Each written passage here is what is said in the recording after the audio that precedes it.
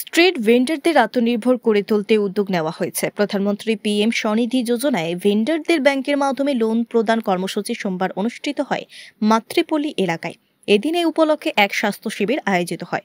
অনুষ্ঠানে বক্তব্য রাখতে গিয়ে মেয়র বলেন, কোভিড-19 মহামারীতে ভারতবর্ষে বিভিন্ন রাজ্যের স্ট্রিট ভেন্ডররা আর্থিকভাবে বিশেষ ক্ষতিগ্রস্ত হয়েছিল। তাদের কথা চিন্তা করে ভারতবর্ষে প্রধানমন্ত্রী পিএম স্বনিধি যোজনা নামে একটি স্কিম চালু করে। এই স্কিম হচ্ছে ভেন্ডরদের আর্থিক মনোনয়নের লক্ষ্যে স্কিম। এই স্কিমের মাধ্যমে স্ট্রিট ভেন্ডরদের 10,000 টাকা জামানত মুক্ত ঋণ দেওয়ার ব্যবস্থা করা হয়। সেই টাকা 1 বছরের ভেতর ফেরত দিলে পরবর্তীতে 20,000 টাকা ঋণ দেওয়ার ব্যবস্থা করা হয়। এভাবে 50,000 টাকা পর্যন্ত ঋণ দেওয়ার সংস্থান রয়েছে এই স্কিমে।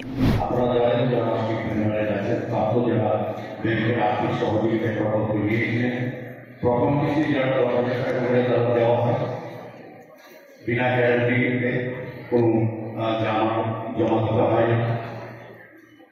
পরে যারা সফল হয়ে 10,000 টাকা তারা ব্যাংকে লোন ফেরত দিয়েছেন, তাদেরকে পরবর্তী সময় 20,000 টাকা করে সহায়তা করা হয়েছে এবং যারা এটা করেছেন তারপরে দ্বিতীয়ভাবে 50,000 টাকা দেওয়া হচ্ছে।